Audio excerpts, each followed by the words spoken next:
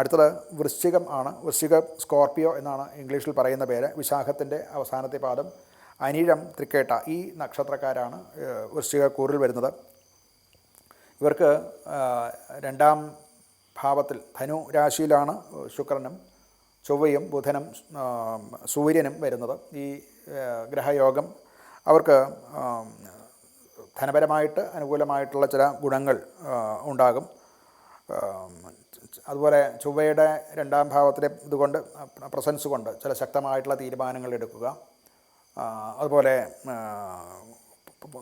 കഴിഞ്ഞ ആഴ്ചയിൽ അവർക്കുണ്ടായ ഫലങ്ങൾ തന്നെ ഇവിടെ സംഭവിക്കാവുന്ന വാക്കുകൾ സൂക്ഷിച്ച് വേണം. വാക്കുകൾക്ക് ശക്തി ഉണ്ടാവും. അത് മറ്റുള്ളവരാൽ അനുസരിക്കപ്പെടും എന്നുള്ളത് തീർച്ചയാണ്. പക്ഷേ അതിൻ്റെ രൂക്ഷത കൊണ്ടുണ്ടാകുന്ന ചില ഫ്രിക്ഷൻസ് ഉണ്ടാകാം.